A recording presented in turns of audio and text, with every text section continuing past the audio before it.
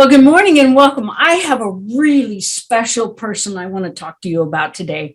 And unfortunately, I've gotten I was doing so much reading, and so I had a hard time just kind of encapsulating it into a shorter story. But this woman is someone we all owe a tremendous debt in our spiritual journey. I'm excited to tell you about her today.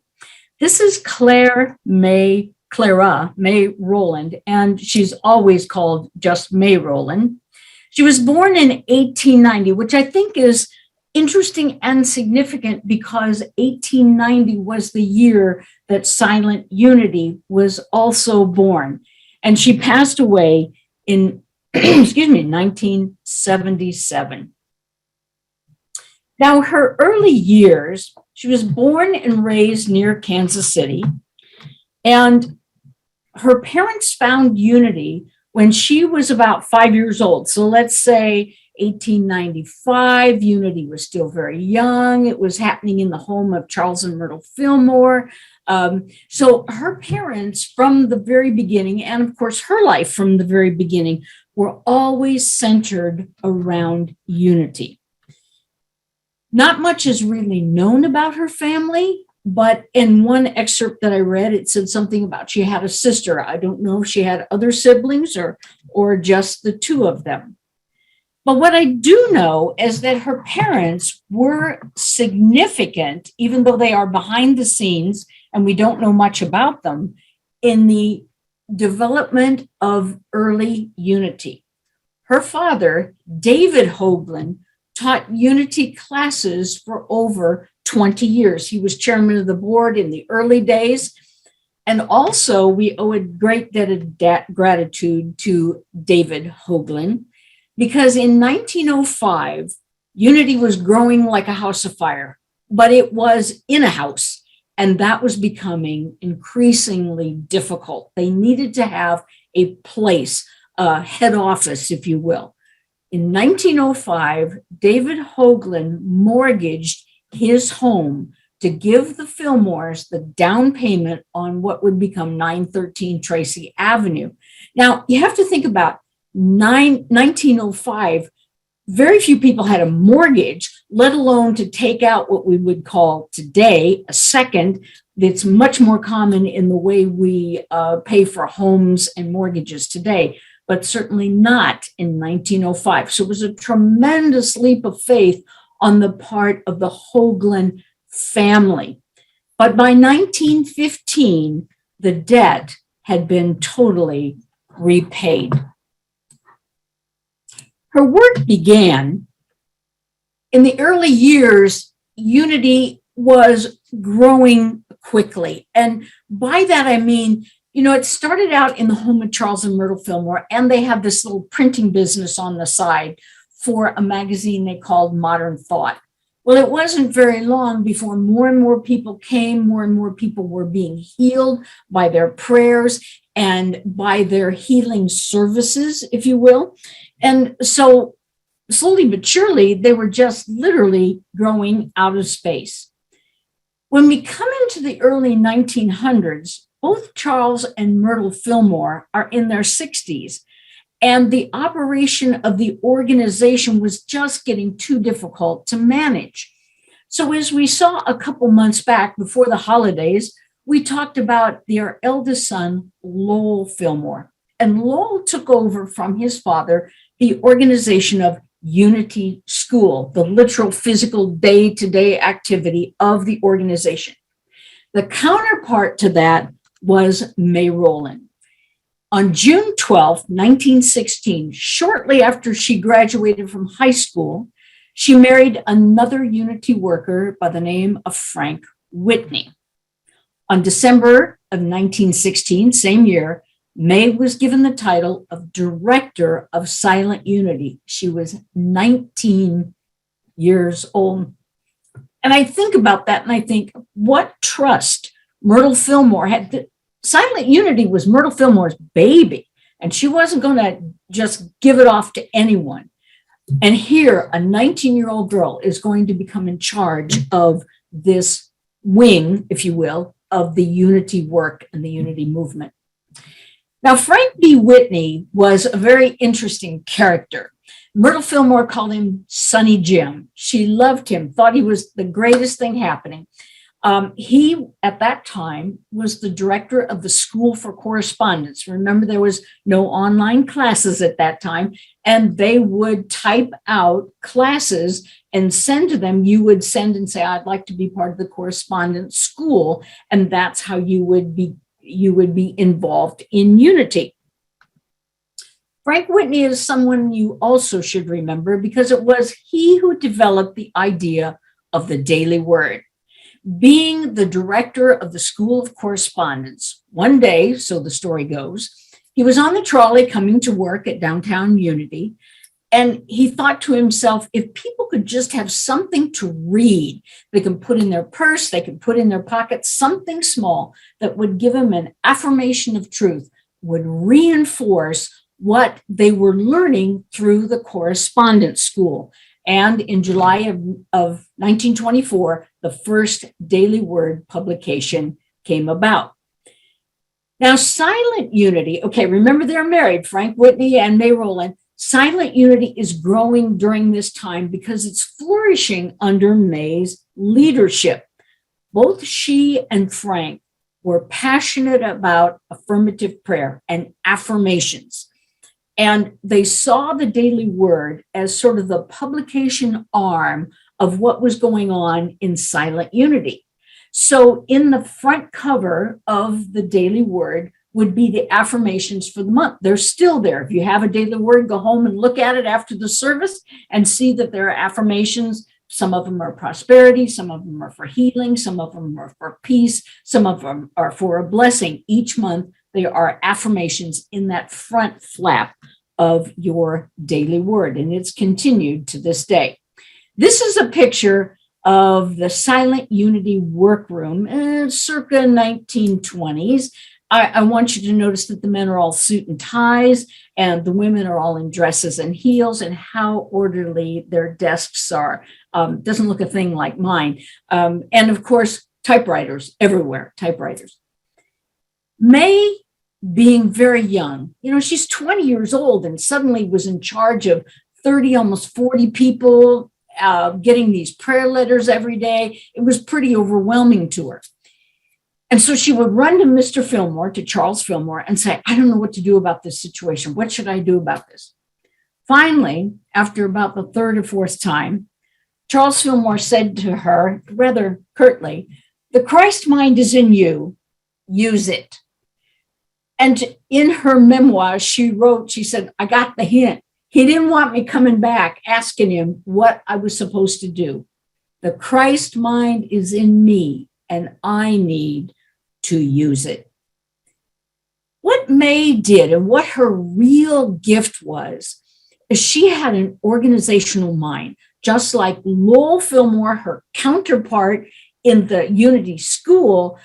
Together they were a formidable force of bringing order and organization to both Silent Unity and Unity School. And remember, in this time and era, there were many, many new thought movements that were springing up, but many of them we don't know whatever happened to them because they did not have an organizational structure. And remember, these were times before the phone, or they had a phone, but they got very few calls because it was very expensive. And there were no computers. I know. Before computers, who knew?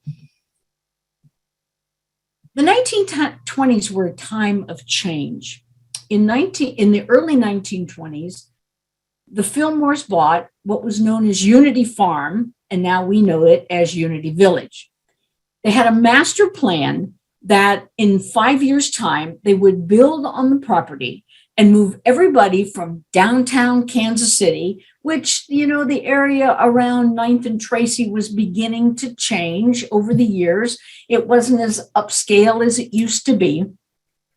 And so in 5 years' time, they were going to move everyone out to the Unity Farm. The first building that they built was the Unity Tower. And in case you didn't know it, the Unity Tower that you see on all the Unity publications is actually the water supply for the main campus. The second building that was built was the Silent Unity Building. And in the summer of 1929, May Rowland packed up all those typewriters, all those desks, all those chairs, all those people, and moved from downtown Kansas City out 20, 30 miles to Unity Farm.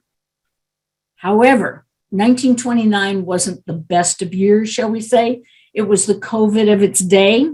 The stock market crash in October of 1929 sent the entire world into a depression.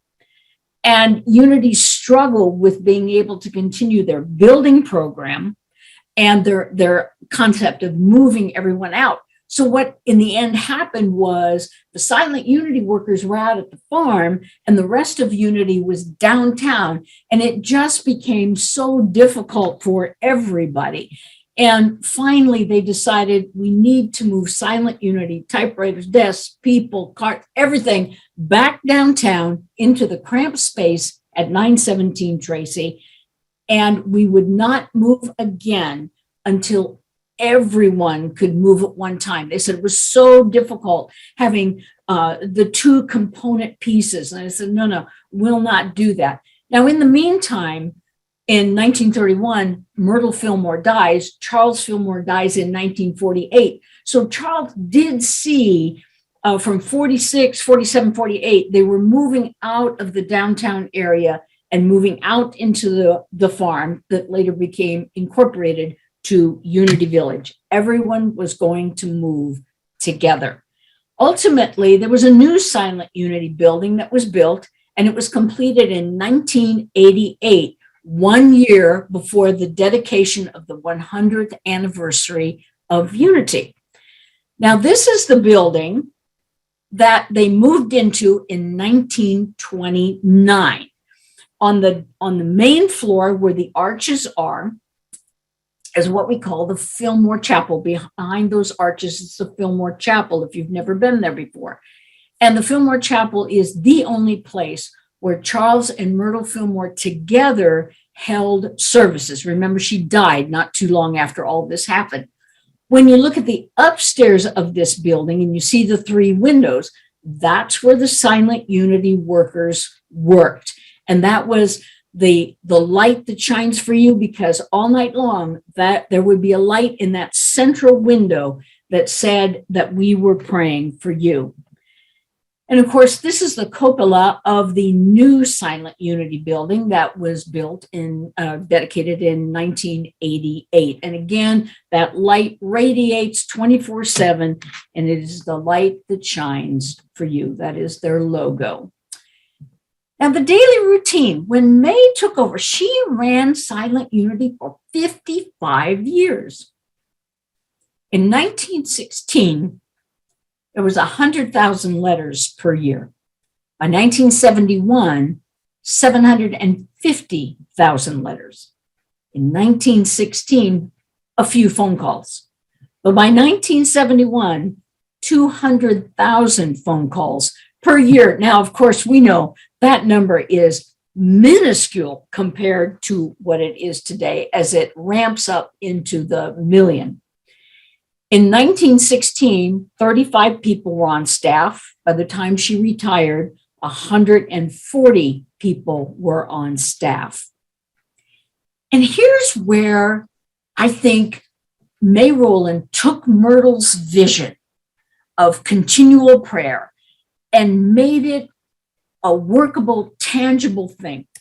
Every morning at 8 a.m., even today, the Silent Unity workers begin with song and prayer.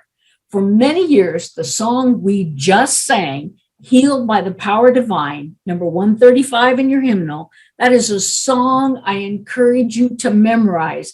Take it out for a while. It's a great walking song. Heal, heal, healed. That's the affirmation of truth that you want to get it into your core. And that was what those songs were all about. That's why they sang them. They were sort of like a chant. We sang it 3 times, and that's what they would do. You notice that the words too were written by Charles Fillmore himself.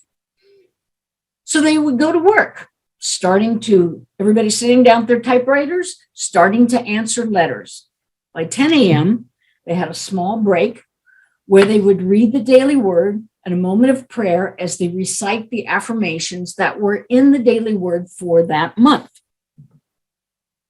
At 11 a.m., all the workers stopped for silence. And if you were ever there, and I don't know that they still do it, but when I was in school, that at 11 a.m., everything stopped. They would ring the chime and they would play a recorded message of Charles Fillmore reading the Lord's Prayer. I don't know. It was a terrible recording, so you weren't really sure at first what you were listening to, but finally someone would tell you, oh, that's Charles Fillmore reading the daily word, reading the Lord's Prayer. But the entire village stopped. Everybody, I don't care what you were working at, where you were at. And there was a lunch break. At 2:30, they had a time of instruction and again, prayer.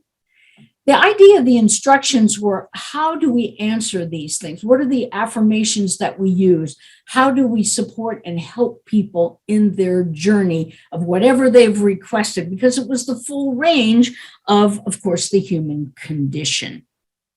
At 4:30, they closed the day, blessing the letters as they sent them out into the mail, and with a prayer blessing all the workers for the work they had done during the day. Her life was really her work.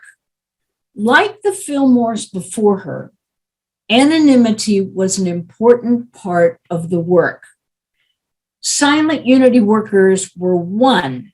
That you never got a letter from Silent Unity that said, "Dear Marianne, we're praying for you. Love, Tom, Silent Unity worker." It was always your friends at Unity or Silent Unity, whatever it might be, because there was the passionate belief. And one of the things that Myrtle's vision that she saw in May Rowland was that May understood that if you're coming to Unity Village to work on your own spiritual journey, you don't belong in Silent Unity. The people that are in Silent Unity are the ones who are able to pray with and for others. The workers had to be proficient typists. I mean, that sounds kind of funny, but think about it. Part of their day was prayer, but the other part was literally physically working at a typewriter to type 100,000 letters. All had to be answered, and they had to be answered in a fairly short turnaround because people have written to you and you needed to get an answer back out to them. After toward the end of her tenure in the 1970s, actually earlier than that, after the Second World War, she began to travel internationally and to promote unity. Many people said that after the death of Charles and Myrtle Fillmore, it was May who became the spiritual leader of the organization. And the more I read and have understood about her role and Lowell Fillmore's role, I would say that they put the practical feet on Unity's theological Christian tradition. Charles and Myrtle Fillmore had vision, and we need vision too, but somebody's got to put that practical footwork underneath it. And certainly that's what I would say Lowell and May did that work. As I said a little bit ago, affirmative prayer was for May the way you prayed. You did not beg God. You did not plead to a remote God. You affirm the truth within. It was God who did the healing, not the Silent Unity workers, which again was why they were never named. This was interesting. She said that faith was the bridge across the inharmonious appearances of limitation to the place in consciousness where we know that we are a child of God, free, whole, and perfect. She believed in the legacy of continuous prayer, which we practice in silent unity to this day, 133 years. Now, what happens here? Remember, I showed you the picture of the cupola. Right underneath that is the prayer room. And what happens is, on a rotational basis, the workers who are on the phone and the workers who are still answering letters on the computer and through the mail, on a rotational basis, 2 or 3 workers will go into the silent unity prayer chapel, which you cannot go to. The one downstairs you can go to, but you can't go to the one upstairs. It is very, very restricted and ritual. There will be a chime. And when that chime sounds once, you know that it's your turn to get up from your chair. The second chime, you walk out the door in silence, and right outside the door are the 2 workers that are coming in to take your place. That's a profound statement that for 133 years, 24/7, that cycle has never been broken, partly thanks to the vision of Myrtle Fillmore and the footwork of May Rowland. During the Second World War, many people, of course, were calling, asking for prayers for their loved one. Did unity teach that we should go to war? And so in response to that, May asked one of her workers, James Dillard Freeman, to write a special prayer for the soldiers so that silent unity could send to the families. We know the prayer today as the prayer for protection, and we will say it at the end of our service in a few moments. Her legacy to unity. She wrote many unity articles and pamphlets, especially for the Daily Word. Frank Whitney died in 1938.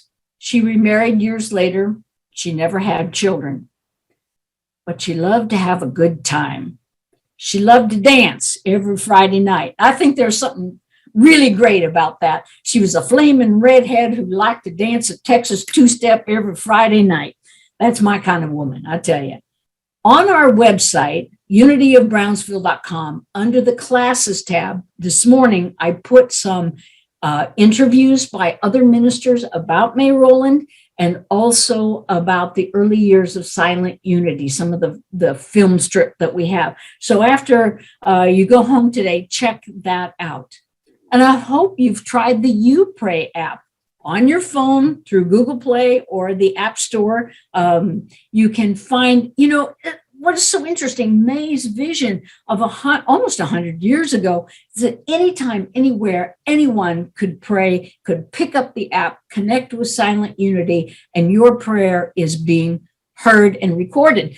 What's also interesting about the You Pray app, if you haven't tried it, A, it's free, and B, there's a whole series of meditations on there. So if you're having a really hard day, go to the You Pray app and just click on one of the meditations to center yourself into the peaceful presence. And last but not least, I want to share with you her most famous story, and that is the story of May and the tornado. So let me stop sharing this. And in her own words, a lot of people, when they hear May Rowland, they say, is it true, that story about May and the tornado? And I happened to find it in her book, Dare to Believe. One spring, there was a tornado in the vicinity of Unity School and in the vicinity of my home. The radio reported the direction in which it was moving. Those of us at my home were in its direct path, and the tornado was headed our way at a speed of 50 miles an hour. Then the radio and the lights went off. We continued to pray and also to watch out the window, like we do in the Midwest, to see where we could see the tornado. In another few minutes, the formidable black monster with a fire seeming to come out of it because of the glare of the red sky behind it and the flashing of the purple lights from the breaking of the power lines beneath it was practically upon us. In a great need and an urge of the moment, I said to this oncoming monster, dissolve in the name of Jesus Christ. it was not just that I spoke. It seemed that I was the very mouthpiece of God, speaking to this thunderous monster. And of course, not only was I praying, but everyone at Unity School was praying. The result of the experience was that though we could still feel the tremendous pull of the whirling wind of the tornado, it turned sharply and took another course. On its way, it continued to destroy, but in 10 minutes or less, when we went outdoors to see what had happened, there in the sky, what turned into a white, fluffy white funnel, still holding its shape, but with its power gone. Some years ago, I had a congregant, and he had gone to a class that May Rowland had given at Unity Village. And of course, the first thing everybody wanted to know about from May Rowland was that story true? And it happened somewhere in the late 50s, early 60s, because this book was published in 1961. And so she affirmed that not only did she see the tornado and blessed it, but that many of the Silent Unity workers also did too. But Jack said, I wasn't satisfied with that answer. I wanted to know what she said after the tornado went away. And he said she got a little twinkle in her eye, a little smile on her face. She said, "Do you really want to know what I said?" Jack says, "I really want to know what you said."